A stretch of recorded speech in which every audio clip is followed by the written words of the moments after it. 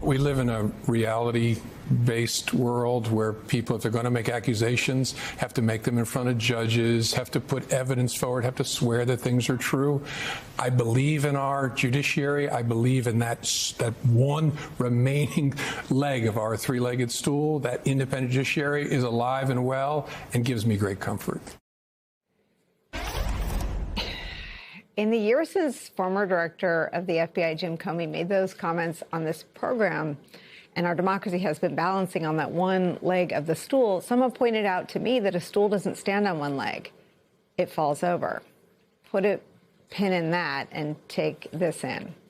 Judge after judge after judge has been, since that moment, leading up to that moment, ruling against Donald Trump's excesses and the administration's attacks on our institutions. And as that one remaining leg holds strong and holds steady and pushes back, there is a consequence for that as well, for their strength.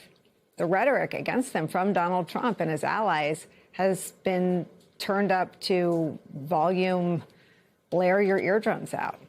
NBC News is reporting on this alarming statistic, quote, so far this year, there have been 324 threats against 253 federal judges. That's according to the U.S. Marshals Service, the federal agency tasked with protecting our federal judges.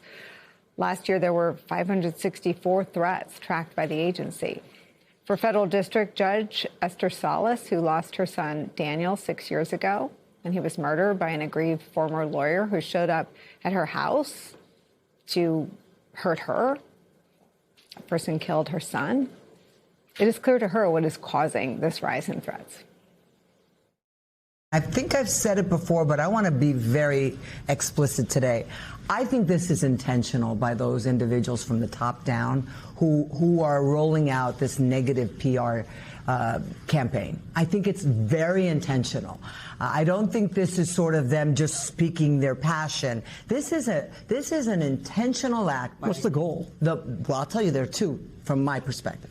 The first goal is they want to erode the public's confidence in the justice system. When you say something, Gary, is broken over and over and over again, and it's not. You know, we're here to tell you it's not. The secondary reason, from my opinion as Daniel's mom, is that if something happens to one of my brothers or sisters on the bench,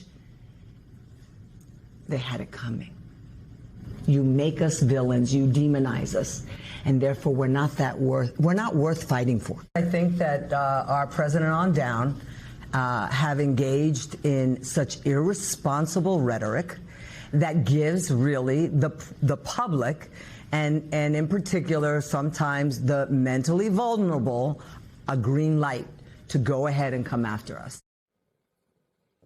Joining me now at the table, one of my heroes, United States District Judge for the District of New Jersey, Esther Salas. Wow. Here we are. Here we are. I mean, we started talking when we were looking at like structural systematic reforms to make sure that what happened to Daniel never happened to anybody. Right. And I feel like what's changed and what's changed in you is that it is so specific, it is so explicit, and you're now assigning motive. I am. You know, I've always been very careful. I guess that's a trait of a judicial officer, right? You know, you wait till all the facts and a mom, and you wait till all the facts are in, and then you make a sound call. I'm making a sound call right now, and that call is evidence that this administration, from the president on down, has an agenda. It's that negative PR campaign that they've been rolling out, you know, viciously. I mean, from the president on down, calling us monsters, that we hate America, that, you know, we're legal insurrectionists. I mean, the president recently called us criminals on you know, addressing a national audience. You know, when you start to villainize us, when you start to call us these names, when you are now pretty much declaring war, as we know, the acting attorney general did at one point in front of a live audience this week. Yeah. You know, when you start basically saying it's a war on judges and you use this terminology, there is two reasons. One, you want the public to not trust the justice system. You want them to think there's something nefarious. You know, when you say, I think it was recently, that it's impossible for me to be treated fairly. That came from our president of the United States of America. So when you say these kinds of things, you are eroding the public's confidence in the justice system, and that is intentional, no doubt. And the secondary, which is, as Daniel's mom, the more nefarious reason is, if something were to happen to one of us, we have it coming. And that to me now, and you know I've never spoken like this, and I feel the need now to speak this way because we need, as Americans, to understand that we are in a dangerous territory right now. We are in uncharted, unprecedented waters. And I want to be very clear, because I have been an equal opportunity denouncer when I thought the Supreme Court was being treated unfairly, when people were picketing their homes. I went on Fox News. I went on. You talked about it here. I talked about it here, and I said it was wrong then. It's wrong when the right does it. It's wrong when the left does it. One of our justices' homes were swatted last week. It's now like a blip in the news cycle because we're normalizing it, Nicole. We're normalizing this violence. We're normalizing the intimidation. We're normalizing the senseless, irresponsible rhetoric from our president on down. We're normalizing that, and that cannot happen. And that's why I'm here. And that's why people like Judge Ludick, and that's why Judge Jones, that's why we're doing our part to sort of say to the American public, you have the power to say no.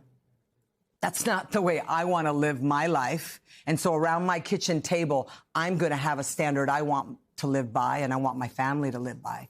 But I'm also going to have a standard of what I want my national leaders to do. And that's what Americans can do all across this country. Well, I want to ask you what you would say to Donald Trump, because he does save some of his harshest attacks for his own appointees on the Supreme Court. You know, I would ask the president, along with all of the members of the administration, as well as all our political leaders, but you know what? All of us, to start being impeccable with our words, to start realizing that words matter, how we treat each other, that matters. And I find myself saying it over and over and over again. But you know what? As Danny's mom, I am going to say it over and over and over again, because we have to get back to civility. We have to return to love. I keep saying that, return to love. I'm wearing a heart on my, I saw it. Yeah, and it's got Danny and me in it, and it's a return to love. We have to start being kinder to one another. That doesn't mean we can all disagree, but can we disagree agreeably? Yeah.